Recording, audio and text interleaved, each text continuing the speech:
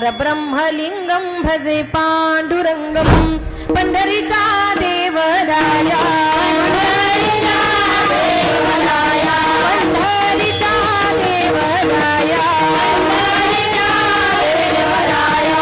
दंडवत तुझे पाया दंडवत तुझे पाया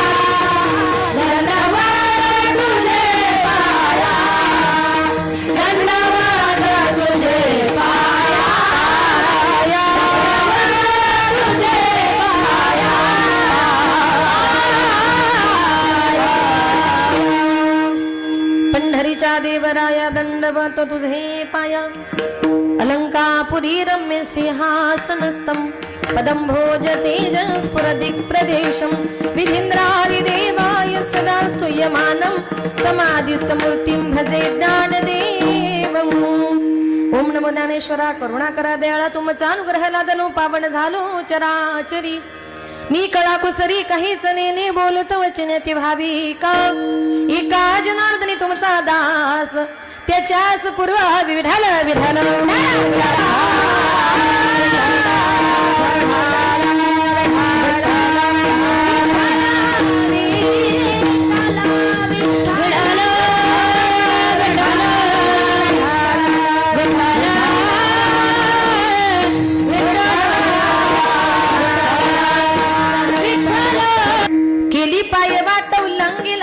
घाटा अभंगाला सुरुवात करण्यापूर्वी थोडासा परिहार द्यायचा तो असा सालाबाद प्रमाणे याही वर्षी साईबाबांच्या पवित्र प्रांगणामध्ये चालत असलेला हा अखंड हरिनाम सप्ताहाचा कार्यक्रम भव्य महिला कीर्तन महोत्सव आणि सुंदर असा भजनाचा कार्यक्रम आणि सुंदर असा हा महिला सप्ताहाचा कार्यक्रम या ठिकाणी आयोजित केला।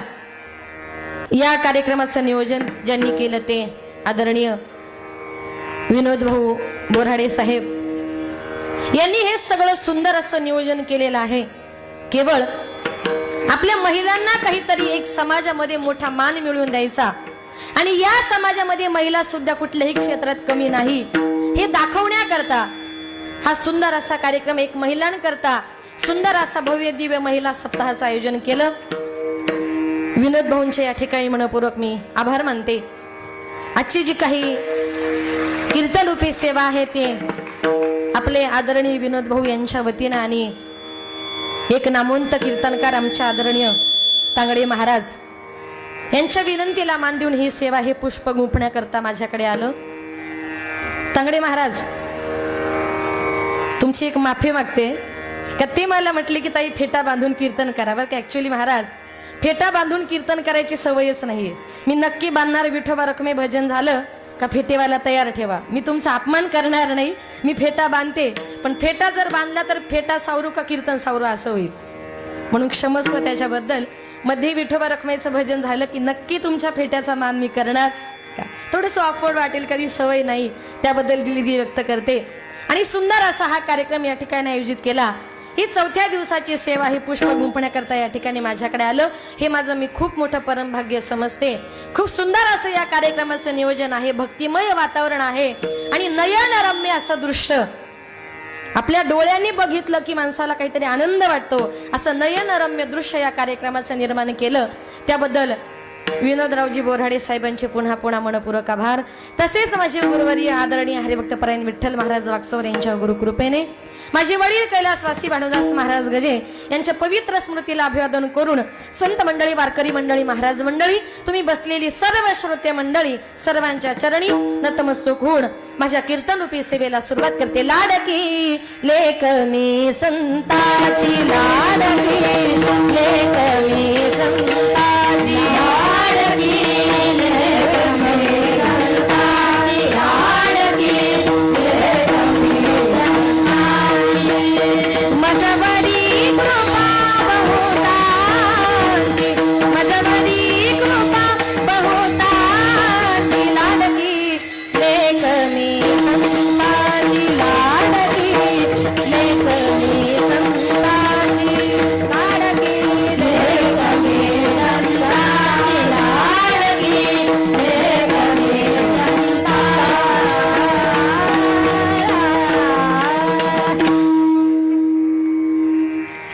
लाडकी लेक मी संताची. स्वर चालू ठेवा ना, स्वर कंटिन्यू चालू ठेवा, आवाज वाढवा थोडा. मजवर कृपा बहुतांची. प्रस्तुत प्राप्त प्रसंगी कीर्तन रूपी सेवेकरता निवडलेला अभंग संत सम्राट वैराग्याची मूर्तिमंत पुतळे वारकरी संप्रदायाचे कळस विश्ववंदनीय श्रीमंत तुकोबारायांचे शिष्य निळोबारायांचा चार चरणाचा आपल्या गुरूंच्या ठाई असणाऱ्या गुरुनिष्ठेचं वर्णन करणारा आणि या अभंगामध्ये एकाच संतानं दुसऱ्या संतांचं अगदी तोंड भरून वर्णन केलंय असा तुमच्या आमच्या सर्वांच्या परिचयाचा असणारा गोड असा अभंग आजच्या या कीर्तन रूपी सेवेकरता निवडला. विठाल विठाल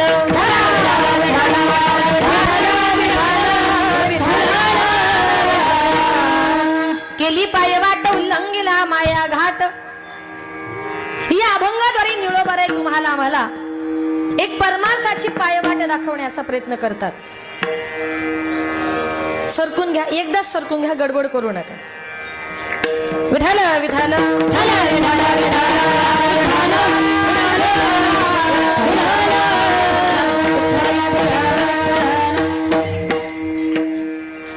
या अभंगातून निळोबाराय तुम्हाला आम्हाला परमार्थाची पायवाट दाखवतात.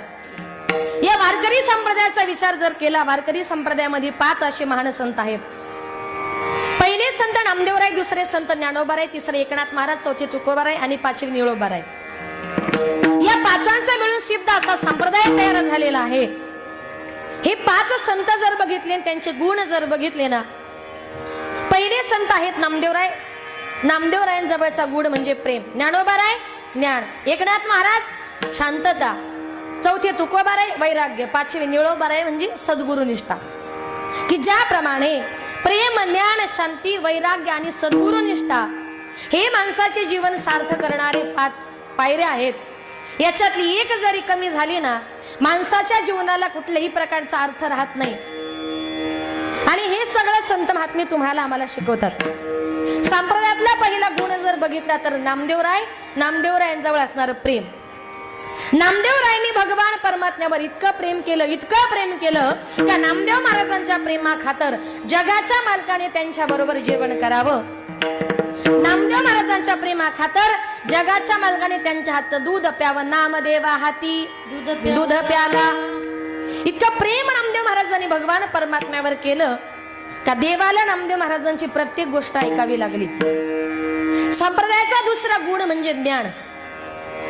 किती ज्ञान, ज्ञानाचा सागर सखा माझा ज्ञानेश्वर.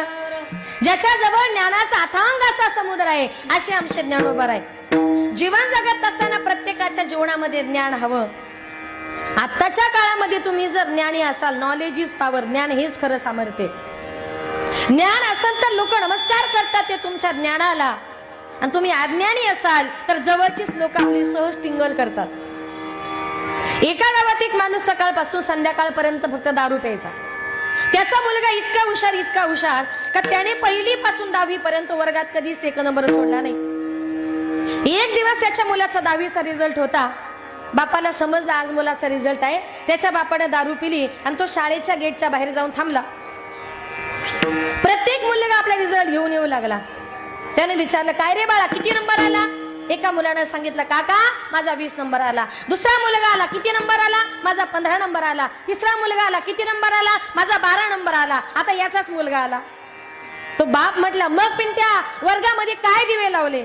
तो पिंट्या नाचू लागला, उड्या मारू लागला. म्हटला, बाबा अहो सगळ्या वर्गामध्ये माझा 1 नंबर आला. तो बाप म्हटला, पिंट्या अरे लाज वाटत नाही का तुला? काय झालं बाबा? अरे लोकांच्या पोरांचे 15-15, 20-20 नंबर आणि तुझा फक्त 1च नंबर. याला कारण कुठेतरी अज्ञानीपणा. तुमच्या जवळ जर ज्ञान असेल तर प्रत्येक गोष्टीची किंमत तुम्हाला कळते. ज्ञानोबारायांजवळ इतकं ज्ञान, विचार जर केला तर ज्ञानोबाराय तुमच्या माझ्यापेक्षा आजही वयाने लहान आहेत. पण आजही आता कार्तिकीची वारी जवळ आली, लाखोच्या संख्येने लोक गर्दी करतात. ज्ञानोबारायांचं दर्शन घेतलं, 2-2 दिवस लोक बारीला लागतात. का? आपण नमस्कार करतोय त्यांच्या ज्ञानाला, म्हणून तुमच्या जवळ ज्ञान पाहिजे. संप्रदायाचा तिसरा गुण म्हणजे शांतता. किती शांतता! यवन अंगावरी थुंकला, प्रसाद देऊनी मुक्त केला. इतकी शांतता जवळ होती. एकनाथ महाराजांना शांती ब्रह्म ही पदवी प्राप्त झाली. पदवी प्राप्त झाल्याबरोबर आपल्याला जर एखादी पदवी मिळाली ना, बाकीच्या लोकांना त्याचं काही वाटत नाही, पण आपल्या भाऊबंधांना जरा जास्त वाईट वाटतं ना. त्यांना वाटतं आता हा मोठा झाला, मग त्याला मागे कसं खेचता येईल. एकनाथ महाराजांना शांती ब्रह्म नावाची पदवी मिळाली, मग एकनाथ महाराजांची शांतता भंग करायचे अनेक प्रयत्न केले. शेवटी त्यांच्या लक्षात आले एक उपाय करायचा. एकनाथ महाराजांच्या बायकोची टिंगल केली का एकनाथ महाराजांना राग येणार. ब्राह्मण मंडळी म्हटली, महाराज आज संध्याकाळी तुमच्याकडे भोजनाला यायचा विचार आहे. एकनाथ महाराजांनी सांगितलं हरकत नाही, सगळ्या ब्राह्मण मंडळींनी भोजन करण्याकरता या. गिरिजा माऊलीने मस्तपैकी स्वयंपाकाची तयारी झाली. स्वयंपाक तयार झाला, ब्राह्मण मंडळी आली, प्रत्येक ब्राह्मणाला ताटं वाढण्यात आली. गिरिजा माऊली त्या ठिकाणी भोजन वाढण्याकरता आली. आता एकनाथ महाराजांना राग आणायचा आहे ना. गिरिजा माऊली ताटामध्ये काहीतरी वाढण्यासाठी खाली वाकली, दुसऱ्या ब्राह्मणानं उडी मारली आणि तो गिरिजा माऊलीच्या पाठीशी असा तिच्या गळ्याला कवळी मारून बसला.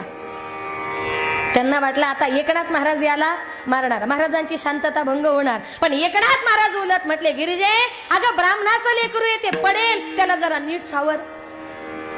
जेवता जेवताच ब्राह्मण मंडळी पळाली. बरं बायकोची टिंगल केली तरी राग नाही. ठरवलं काय केल्यावर राग येईल. अंगावर थुंकलं की माणसाला राग येतो.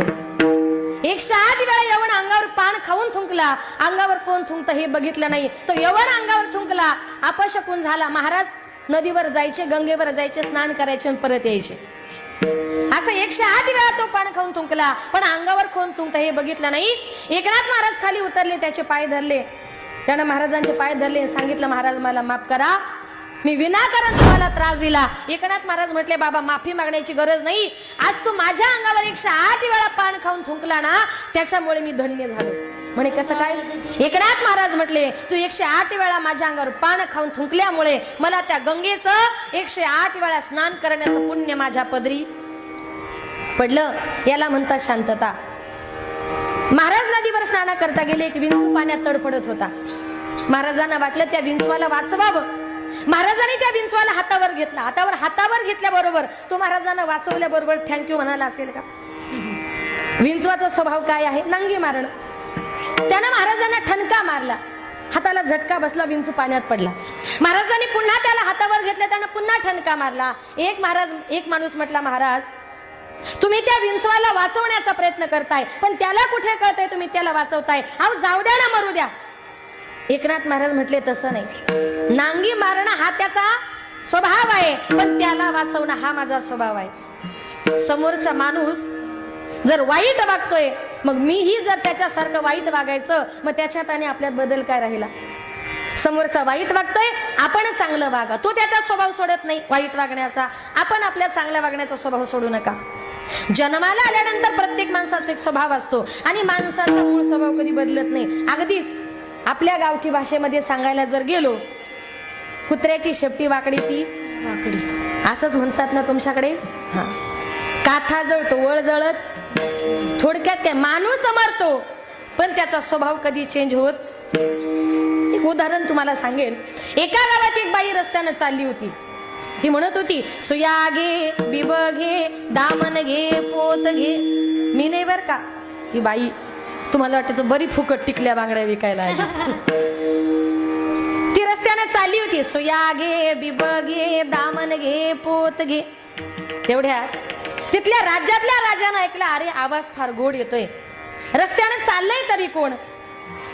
राजाने खिडकीतून डोकावून बघितलं, राजाला असं दिसलं रस्त्यानं जी चालली ती तरुण तडफदार ब्युटिफुल अशी मुलगी आहे. आज तिला तिच्या परिस्थितीमुळे हे सगळं सुया वगैरे विकाव्या लागतात, पण हिच्यासारखी सुंदर मुलगी परत या राज्यामध्ये बघायला मिळणार. राजाने विचार केला की अरे दिसायला मुलगी सुंदर आहे, हिच्या परिस्थितीमुळे आज हिला गावोगावी हे टिकल्या बांगड्या वगैरे घेऊन फिरावं लागतंय. पण हिच्यासारखी सुंदर मुलगी परत या राज्यात बघायला मिळणार नाही. म्हणून राजाने विचार केला, लग्न करील तर हिच्याशीच. कोणाशी? ती टिकली बांगडी विकणाऱ्या मुलीशी ठरवलं राजाने. तिथे काय राजा बोलेन दल हाले. राजा तसाच तिथून निघाला आणि तिला रस्त्यात आडवा झाला आणि तिला म्हटला, काय ग, लग्न करतेस का माझ्याशी? ती म्हटली, राजा लाज वाटत नाही का तुला? माझ्याशी लग्न करायचे मला का विचारतो? जरा माझ्या बापाला जाऊन विचार. बापाला विचारू म्हणतेस? म्हटली हो. राजा तसाच तिथून निघाला आणि तिच्या बापाकडे गेला. सांगितलं, बाबा तुमच्या मुलीशी लग्न करण्याचा माणूस आहे, तुमच्या मुलीबद्दल मला सगळी कल्पना आहे, काय म्हणणं आहे तुमचं? बापाने सांगितलं, मुलगी माझी आहे, संसार माझ्या मुलीला करायचा आहे, थोडासा दोन शब्द जरा मुलीला विचारतो. राजा म्हटला, काय हो? मगाशी मुलीला विचारलं तर ती सांगते माझ्या बापाला विचार. आता बापाला विचारलं तर बाप म्हणतो थांबा मुलीला विचारतो. म्हणजे तुम्हाला काय मी फुटबॉल वाटलो इकडून तिकडे फेकायला? मी राजा आहे, तुम्हाला द्यायचं असेल तर हो बोला, नाही तर सरळ नाही बोला. बापाने विचार केला, अरे आपण कुठे राजाच्या दारात गेलो, स्वतःहून राजा आलाय ना. सांगितलं, ठीक आहे, माझी मुलगी मी तुम्हाला देतो. म्हटल्यानंतर राजवाड्यामध्ये मोठ्या आनंदानं मोठ्या उत्साहानं लग्नाच्या सोहळ्याला सुरुवात झाली. आणि एक दिवस त्या दोघांचं लग्न लागलं. 2-4 दिवसापूर्वी गावोगावी फिरणारी ती मुलगी कोण झाली? राजाची राणी झाली. राजाची राणी झाली, राज दरबारामध्ये गेली. आता राजाची राणी म्हटल्यानंतर तिथे काय विषय हो? फक्त एका जागी बसायचं, कुठलंच काम करायचं नाही. 20-25 दाशातीची सेवा करण्याकरता. पण विचार करा, हिला दिवसातून 17 गाव फिरायची सवय. एका जागी बसून गोड लागेल. दिवसभरातून 2-4 वेळा 500 पकवानाचं भोजन समोर यायचं. ताट समोर आलं, एखाद्या कोपऱ्याला ढकलून द्यायची आणि 7-8 दिवसांनी सळे तुकडे झाले का कडाकड फोडून खायची. कारण ताजं खाणं हा तिचा स्वभावच नव्हता. हिंदू धर्माच्या प्रथेप्रमाणे राजवाड्यामध्ये एक मोठी सत्यनारायणाची पूजा आयोजित करण्यात आली. पूजा वगैरे पार पडली. ननंदबाई पुढे आली, म्हटली, वहिनी जरा नाव घ्या. आता नाव घ्या म्हटलं, थोडीशी लाजली आणि तिने नाव घ्यायला सुरुवात केली. नवऱ्याचं नाव होतं हरिश्चंद्र राजा. मी घेऊ का नाव? नाव घेऊ का मी? बरं, मी घेतल्यावर तुम्ही घेणार ना? तर मी घेते, नाही तर मी तरी कशाला घेऊ? आमचे पतिदेव समोरच बसले. बरं, मी एकटी घेते, तुम्ही लक्षात ठेवा, एखाद्या लग्नात तुम्हाला एक काम येईल. बरं, खूप चांगलं नाव आहे. तिने नाव घ्यायला सुरुवात केली. पांढऱ्या पांढऱ्या दुधाची मऊ साय, पांढऱ्या पांढऱ्या दुधाची मऊ साय, हरिश्चंद्र राजाची बायको नाव घेते भाकरवाडकर माय. राजाची राणी जरी झाली, तिचा भाकरी मागण्याचा स्वभाव गेला का? एकनाथ महाराज म्हणतात, आधी होती दासी हो, आधी होती दासी, पटराणी केली तिसी, तिचे हिंडणे राहीना पुढे स्वभाव राहीना, तिचे हिंडणे राहीना पुढे स्वभाव राहीना, हिंडणे राहीना पुढे स्वभाव राहीना, तिचे हिंडणे राहीना पुढे स्वभाव राहीना. आधी होती दासी पट्टराणी गेली तिसी, आधी होती दासी पट्टराणी गेली तिसी, तिचे हिंडणे राहीना पुढे स्वभाव राहीना, तिचे हिंडणे राहीना पुढे स्वभाव राहीना, तिचे हिंडणे राहीना पुढे स्वभाव राहीना, तिचे हिंडणे राहीना पुढे स्वभाव राहीना. आधी होता वाग्या दैव योगी झाला पाग्या, आधी होता वाग्या दैव योगी झाला पाग्या, त्याचा योग राहीना पुढे स्वभाव राहीना, त्याचा योग राहीना पुढे स्वभाव राहीना, त्याचा योग राहीना पुढे स्वभाव राहीना, त्याचा योग राहीना पुढे स्वभाव राहीना.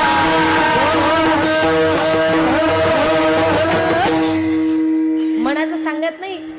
एकनाथ महाराजांचं मूळ स्वभाव नावाचं प्रकरण आहे, त्याच्यात सांगितलंय. आधी होती दासी पट्टराणी गेली तिसी, तिचे हिंडणे राहीना मूळ स्वभाव जाईना. पुढे जाऊन म्हटलंय, आधी होता वाघ्या. पुरुष मंडळी कुणी वाघ आहे का तिकडे? दैव योगे झाला पाग्या, त्याचा येळकोट राहीना मूळ स्वभाव जाईना. संत महात्मे म्हणतात, माणूस मरतो पण त्याचा मूळ स्वभाव कधी चेंज होत नाही. एकनाथ महाराज ही शांतता तुम्हाला आम्हाला शिकवतात. समोरचा माणूस त्याचा स्वभाव सोडत नाही, आपण आपला स्वभाव सोडू नका. तो वाईट वागतोय, आपण त्याच्याशी चांगलं वागा, एक दिवस तो सुद्धा आपल्याशी चांगलं वागेल. ही शांतता एकनाथ महाराज तुम्हाला आम्हाला शिकवतात. संप्रदायाचा शेवटचा गुण म्हणजे, पुढचा गुण म्हणजे वैराग्य. वैराग्य दाखवायचं झालं तर तुकोबार आहे. तुकोबारांच्या घरचं वैराग्य जर बघायला गेलो तर घर चंद्रमोळी, केळीवर नारळी, चुलीवर हारळी. तुकोबारांच्या घरामध्ये झोपलं की आकाशातला चंद्रवरती दिसायचा. याचा अर्थ काय? तुकोबारांच्या घराला छप्पर नव्हतं. केळीवर पाणी पिण्यासाठी नारळाची करवंटी होती आणि चुलीवर हारळी. पाऊस आला की सगळा चुलीवर पडायचा, चुलीवर हारळ उगवायची. याचा अर्थ काय? तुकोबारांच्या घरातली चूल सुद्धा कधी पेटत नव्हती. तुकोबाराय पूर्वीच्या काळचे म्हणजे खूप मोठे श्रीमंत सावकार. एक दिवस चोरांना वाटलं, अरे तुकोबारांच्या घरी जावीन चोरी करावी. चोर तुकोबारांच्या घरी चोरी करण्याकरता गेले. महिला मंडळ एका प्रश्नाचं पटकन उत्तर द्या. आपल्या घरी जर चोर जर चोरी करायला आले तर पहिले कुठून डोकून बघतात? कुठून कुठून? खिडकीतून. चोरी केली वाटतं. कुठून बघतात? खिडकीतून. यांच्या घरामध्ये काय काय आहे खिडकीतून डोकून बघतात. तसं चोरांनी तुकोबारांच्या खिडकीतून डोकावून बघितलं तर त्यांना असं दिसलं, आपण ज्यांच्या घरी चोरी करायला आलोय त्या घरामध्ये आईला कडकडत्या थंडीच्या दिवसामध्ये एक माता आपल्या अंगावरचा पांघरता पदर जमिनीवर अंथरून 2 मुलांना त्या पदावर घेऊन झोपली होती. कडाक्याची थंडी पडली होती. ती आई आणि ती 2 मुलं थंडीमध्ये कुडकुडत होती. त्यांना अंगावर घ्यायला गोधडी सुद्धा नव्हती. चोरांनी विचार केला की अरे, आईला कडकडत्या थंडीच्या दिवसामध्ये ज्यांना अंगावर घ्यायला गोधडी सुद्धा नाही त्यांच्या घरात काय असणार हो? चोर तुकोबारांच्या घरी चोरी करायला गेले. तुकोबारांच्या घरातून काही नेलं नाही, पण तोंड लपवण्याकरता अंगावर जी काही घोंगडी नेली होती ना, तुकोबारांच्या बायकोची मुलाची दया आली. चोरांनी आपली घोंगडी तुकोबारांच्या बायकोच्या मुलाच्या अंगावर टाकली आणि चोर आपल्या घरी निघून गेले. तुकोबाराय म्हणतात, हे आमच्या घरचं वैराग्य. आम्ही सदैव सोडके, आम्ही सदैव सोडके, आम्ही सदैव सोडके, आम्ही सदैव सोडके. जवळ येता चोर लागे, जवळ येता चोर लागे, येता चोर लागे, जवळ येता चोर लागे. जाऊ पुढती निघे, जाऊ पुढती निघे, जाऊ पुढती निघे, पुढती घरा राखे दे, घरा राखे दे, पुढती घरा राखे दे, घरा राखे दे. गायचे सांगा नांदन, गायचे सांगा नांदन, गायचे सांगा नांदन, गायचे सांगा नांदन, गायचे सांगा नांदन, गायचे सांगा नांदन, गायचे सांगा नांदन, गायचे सांगा. आम्ही सदैव सोडके, जवळी येता चोर धाके, जाऊ पुढती भिके, कुत्रे घर राखी ती. आमच्या घराचं रक्षण चोरांनी करावं, कुत्र्यांनी करावं, हे आमच्या घरचं वैराग्य. संप्रदायाचा शेवटचा गुण म्हणजे सद्गुरुनिष्ठा. इतकी गुरुनिष्ठा, इतकी गुरुनिष्ठा का गुरुपेक्षा शिष्य वरच ठरावा. जवळ इंद्रायणीच्या डोहामध्ये बुडालेल्या भंगवरती काढण्याकरता तुकोबारायांनी बिना अन्न पाण्याविना 13 दिवस उपोषण केलं. पण तुकोबाराय वैकुंठाला गेले ही बातमी निळोबारायाने कळाली आणि निळोबारायांच्या लक्षात आला, अरे माझे गुरु मला न सांगता वैकुंठाला निघून गेले. जोपर्यंत माझे गुरु मला वैकुंठातून परत भेटण्याकरता येत नाही तोपर्यंत मी अन्न पाण्याला स्पर्श करणार नाही. निळोबारायांनी बिना अन्न पाण्याविना उपोषण करायला सुरुवात केली. 10 दिवस झाले, 20 दिवस झाले, 30 दिवस झाले, निळोबाराय अन्न पाणी घेईना. पंढरीच्या पांडुरंग परमात्म्याला साकडं पडलं, अरे निळोबाराय 30 दिवसापासून उपवासी आहेत. देव गेले, निळोबारायांची समजूत घालतात, निळोबाराया तुकोबाराय वैकुंठाला गेले, परत येणं शक्य नाही. 30 दिवसापासून तुम्ही उपाशी आहात, काहीतरी खाऊन घ्या, काहीतरी पिऊन घ्या. निळोबाराय म्हणतात, नाही देवा, तुझं लागे येथे बोलाविले कोणी, प्रार्थीला वाचोनी आला सीगा, प्रार्थीला वाचोनी आला सीगा, प्रार्थीला वाचोनी आला. निळोबाराय देवाला उलट म्हणतात, अरे तुला इथं कुणी बोलवलं? आपल्याला जर देव भेटायला आला आपण म्हणू बरं झालं फुकट आला. पण निळोबाराय काय म्हणतात, तुझं लागे येथे बोलाविले कोणी. अधिकार होता त्यांचा, ऐका तू निळोबार आहे, काहीतरी खा. निळोबार आहे म्हणतात, अरे तू माझी समजूत घालते, तू कोण आहेस मी तुला ओळखत नाही. निळा म्हणे आम्ही नोळखी जे देवा, तू कयाचा धावा करीतसे. मी धावा तुमचा करत नाही, मी माझ्या तुकोबारायांचा करतोय. निळोबारा हट्टाला पेटले. निळोबारा ऐके ना. शेवटी 30 दिवस झाले, 40 दिवस झाले आणि 42व्या दिवशी वैकुंठाला गेले. तुकोबारा आहे निळोबारायांना भेटण्याकरता परत खाली वैकुंठामध्ये आले. विचार जर केला तर आपली बायको आपल्याकरता 42 सेकंद उपाशी ती म्हणते टाइम आहे का तुम्हाला, मग मी जेवण घेते. पण आपल्या गुरु करता एक शिष्य 42 दिवस उपाशी राहिला, याला म्हणतात गुरुनिष्ठा. आणि हीच गुरुनिष्ठा या अभंगात निळोबार आहे तुम्हाला मला नवऱ्याला त्या कुत्र्याची दया आली, त्यानं ते कुत्र उचललं, दवाखान्यात नेलं. त्याला मस्तपैकी मलम पट्टी वगैरे केली. 7-8 दिवस त्याला ऍडमिट केलं, सलाईन वगैरे लावलं. आणि 7व्या दिवशी म्हटली त्या कुत्र्याला नवीन शेपटी फुटली. म्हटली इतका तुझा नवरा हुशार, आता माझा ऐक. म्हटली किती हुशार आहे. म्हटली अगं तुझ्या नवऱ्याने ती कुत्रा नेलं ना, माझ्या नवऱ्याने ती तुटलेली हातभर शेपटीच नेली. म्हटली त्या शेपटीला इंजेक्शन काय, सलाईन काय, मलम पट्टी काय, 8 दिवस म्हटली त्या शेपटीला दवाखान्यामध्ये ऍडमिट केलं. आणि खोटं सांगत नाही म्हटली, 8व्या दिवशी त्या शेपटीला नवीन कुत्रच फुटलं. आता हे कधी शक्य आहे का? म्हणजे काही काही लोक कुणाचाही गुण गातात. तो एक दिवस एक बाई ब्राह्मणाकडे गेली, सांगितलं ब्राह्मण दादा मला जरा पूजा करायची सत्यनारायणाची, काय काय लागेल लिहून द्या. ब्राह्मणाने सगळी लिस्ट दिली आणि जाताना सांगितलं बाई सत्यनारायणाची पूजा करण्याकरता लक्ष्मी नारायणाचा जोडा असावा लागतो. ती म्हटली माझे पती तर परदेशात राहतात. मग त्यानं सांगितलं तुम्हाला पूजा करता येणार नाही. असं कसं? म्हटली मला पूजा करायचीच आहे, काहीतरी उपाय. ब्राह्मण म्हटला नाही. ती बाई म्हटली काय हो ब्राह्मण बुवा, पुरुष लोक कसे, एखादी पूजा जर असेल आणि तिथे त्याची पत्नी जर हजर नसेल तर बायको म्हणून खिशामध्ये काय ठेवतात पुरुष मंडळ? सुपारी. चांगला अनुभव दिसतोय त्यांना, सुपारी. मग ते जर खिशामध्ये सुपारी ठेवतात बायको म्हणून, तर आमच्याकरता काय उपाय? ब्राह्मण बुवा म्हटले बाई अजून तर शास्त्रानं असा उपाय काढला नाही, बरं काहीतरी असेल ना. ब्राह्मणाला राग आला. ब्राह्मण उठला, म्हटला बाई तुम्ही असं करा, पुरुष लोक जर सुपारी घेऊन बसतात ना, तुम्ही एखादा बटाटाच घेऊन बसा. जे लोक ऐकत नाही त्यांच्याकरता हाच उपाय. संत महात्मे म्हणतात संतांनी जो मार्ग सांगितला त्या मार्गाने जा. आणि संत महात्म्याने त्या देवाच्या नावाचा झेंडा स्वर्ग मृत्यू पाताळ यांचा मंडप घातला.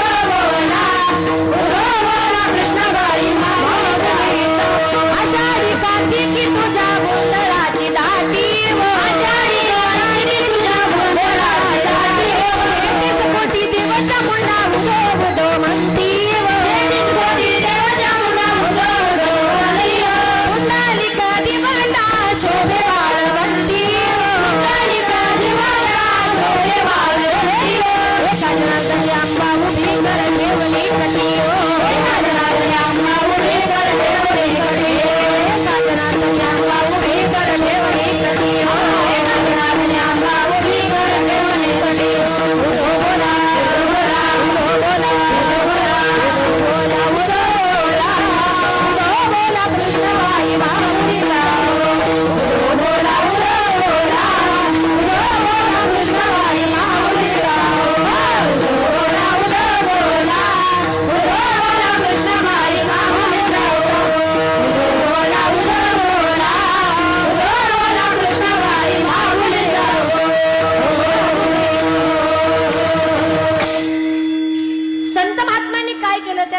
नावाचा झेंडा, स्वर्ग मृत्यू पाताळ यांचा मंडप घाटीला आवो, तीनही लोकात त्या देवाच्या नावाचा झेंडा रोवला. म्हणून तर संत महात्मे तुम्हाला आम्हाला सांगतात, संतांनी काय केले, केली पाय वाट उल्लंघिला माया घाट. आमच्या संतांनी मायेचा डेंजर असा घाट पार केला. तुम्ही सांगाल आम्हाला बरेच घाट माहितीये, पण हा माया घाट नेमका कुठे, तर नीट ऐका. माया या शब्दाचा अर्थ काय, मा म्हणजे ना, मा म्हणजे जी, माया म्हणजे जी अस्तित्वात नाही अशी ती माया. माया म्हणजे वांजेच्या मुलासारखी, माया म्हणजे ससाच्या शिंगासारखी. माया नावाची गोष्ट दिसत नाही, पण तिने अनेक मोठ्या मोठ्या लोकांना फसवलं. ज्या वेळेला भगवान महादेव जंगलामध्ये तपश्चर्या करत होते आणि भगवान शंकर तपश्चर्या करत असताना त्या जंगलामध्ये एक भिल्लीनं लाकडे गोळा करण्याकरता आली. ज्या वेळेला त्या भिल्लीने भगवान शंकरांना बघितलं ना, भगवान शंकर त्या भिल्लीनेला बघतायत, तपश्चर्या सोडली आणि भगवान शंकर त्या भिल्लीनेच्या मागे पळत सुटले. मायेनं पहिली धडक मारली ती शंकराला, धडक मारिली मारिली मारिली शंकरा, धडक मारिली मारिली मारिली शंकरा, मारिली मारिली मारिली शंकरा, धडक मारिली मारिली मारिली शंकरा. गेला ब्रह्मयाचा ब्रह्मयाचा ब्रह्मयाचा मातेरा, गेला ब्रह्मयाचा ब्रह्मयाचा ब्रह्मयाचा मातेरा, गेला ब्रह्मयाचा ब्रह्मयाचा ब्रह्मयाचा मातेरा, गेला ब्रह्मयाचा ब्रह्मयाचा ब्रह्मयाचा मातेरा. चंद्रासी चंद्रासी चंद्रासी ररारा, इंद्र चंद्रासी चंद्रासी चंद्रासी ररारा, चंद्रासी चंद्रासी चंद्रासी ररारा, चंद्रासी चंद्रासी चंद्रासी ररारा. लाविला जने लाविला जने लाविला जने लाविला जने, येडका मदन मदन केवळ पंचानन, येडका मदन मदन केवळ पंचानन, येडका मदन मदन केवळ पंचानन, येडका मदन मदन केवळ पंचानन. मायेनं पहिली धडक मारली, फसवलं ते भगवान शंकरांना, धडक मारिली शंकरा. दुसरं केला ब्रह्मयाचा मातेरा.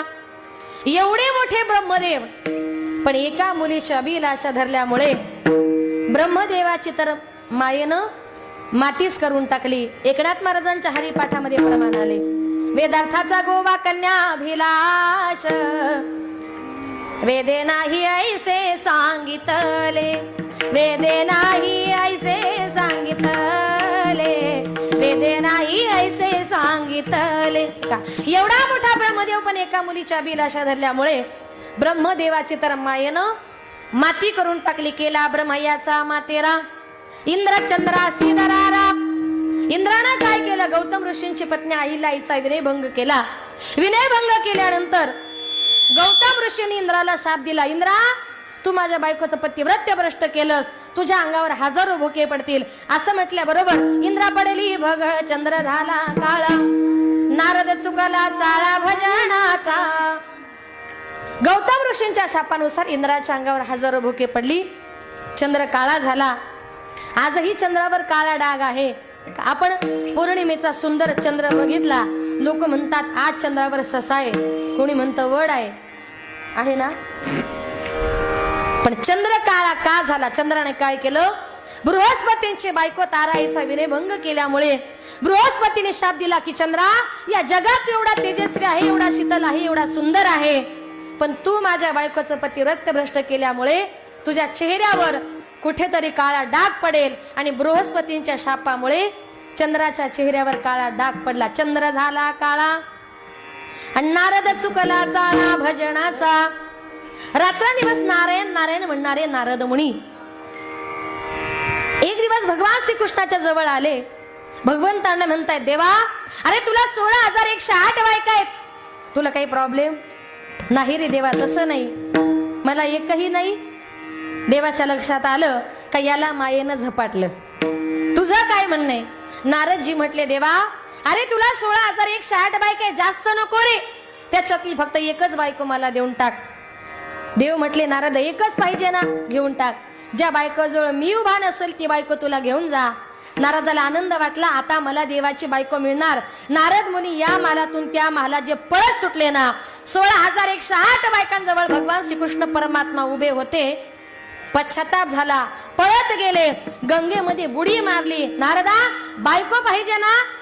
त्या गंगेमध्ये बुडी मारल्याबरोबर नारद मुनीच बायको झाली. नारदाची नारदी झाली. पुढे तिला लग्न होऊन 60 मुले झाली. ती नारदी संसारामध्ये गुंतली. नारद चुकला चाळा भजनाचा.